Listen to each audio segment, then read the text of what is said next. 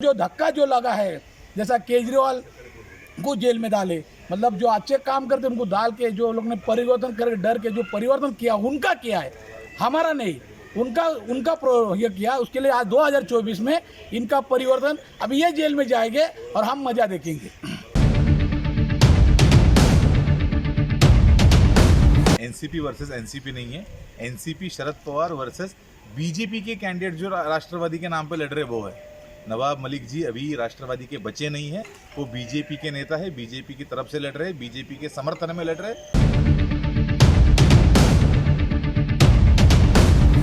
महाराष्ट्र में विधानसभा चुनाव जैसे जैसे नजदीक आ रहा है, वैसे वैसे नेता व कार्यकर्ता अपनी भड़ास निकालने में पीछे नहीं रह रहे।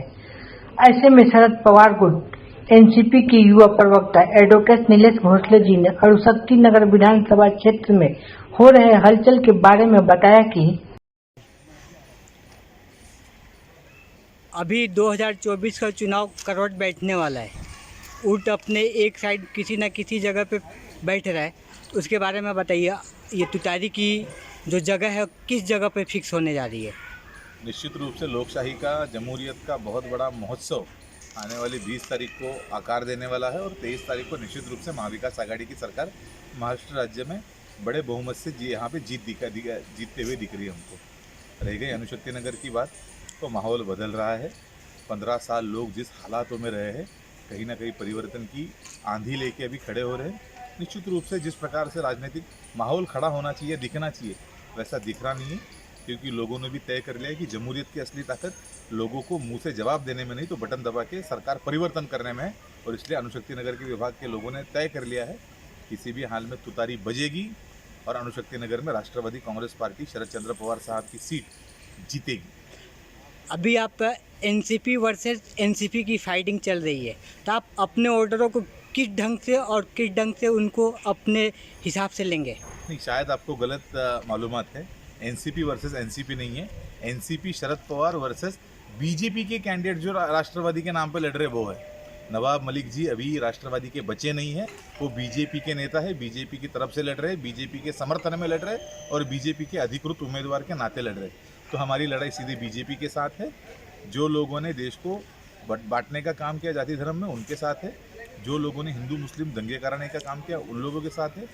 जो लोगों ने पिछले 15 साल में राष्ट्रवादी कांग्रेस पार्टी का इस्तेमाल करके अनुशक्ति नगर के लोगों के हालत बदतर करने का काम किया, उनके साथ।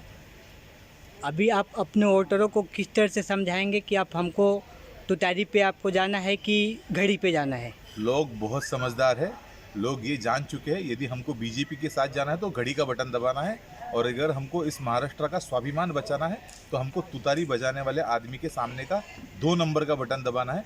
इसलिए हमको उनको ज़्यादा समझाने की कोई ज़रूरत नहीं। लोगों ने चुनाव अपने हाथ में ले लिया है और परिवर्तन की आंधी शुरुआत हो गई है। निश्चित रूप से जब विजय में रूपांतर होगा तो आने वाले 23 तारीख को आपको फटाके बजते हुए दिखेंगे।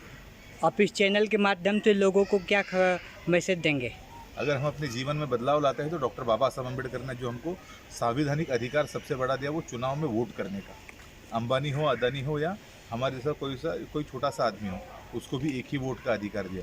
इस अधिकार को आप बेहद इम्पोर्टेंस दे के उसका इस्तेमाल कीजिए। छुट्टी पे कोई न जाए, हर इंसान का कर्तव्य है। जैसे हम लोग सुबह उठने के बाद में किसी भी धर्म का व्यक्ति रहेगा तो मंदिर जाता होगा, मस्जिद जाता होगा, भगवान को पूछता होगा, गौतम बुद्ध के सामने हाथ जोड़ता होगा, या जीसस जी के सामने जिस प्रकार से हाथ जोड़ता है, वैसे ही पूजा करने का काम उस दिन आप 20 तारीख को कीजिए। और सबसे पहले घर से बाहर निकल के बटन दबाइए और इस देशद्रोही सरकार को, महाराष्ट्र द्रोही सरकार को हद पार करने का काम कीजिए। बहुत बहुत शुक्रिया हमसे बात करने के लिए, धन्यवाद। साथ ही साथ शरद पवार गुट के पदाधिकारियों ने अणुशक्ति नगर विधानसभा क्षेत्र के बारे में जानकारी देते हुए कहा कि 2024 में जो चुनाव हो रहा है वो आप किस प्रकार से ले रहे हैं?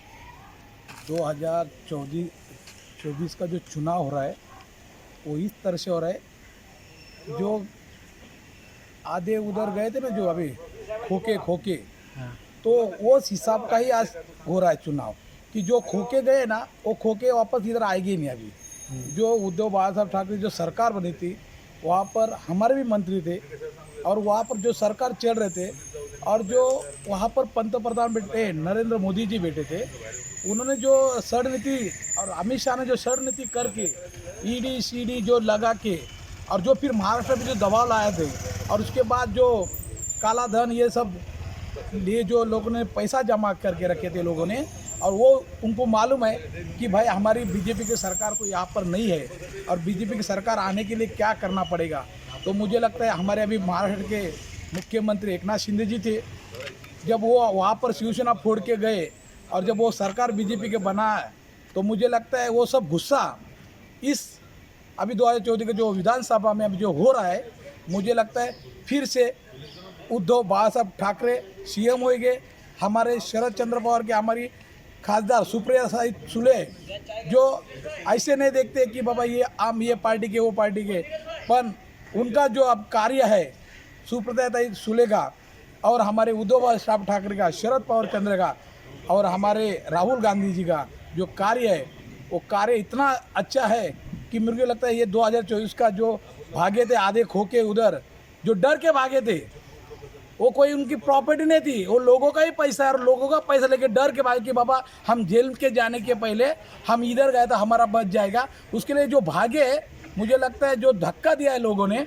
ये धक्का आज 2024 के इलेक्शन में वो धक्का इनको बराबर देंगे और हमारा सीएम मुख्यमंत्री कौन रहेंगे? उद्धव बाळासाहेब ठाकरे। देश दुनिया से जुड़ी खबरों को देखने के लिए नेट 7 न्यूज चैनल को सब्सक्राइब और शेयर करें और बेल आइकन को प्रेस कर दें ताकि आने वाले खबर आपको सबसे पहले मिल सके। फिर मिलते हैं एक नई खबर के साथ। जय हिंद।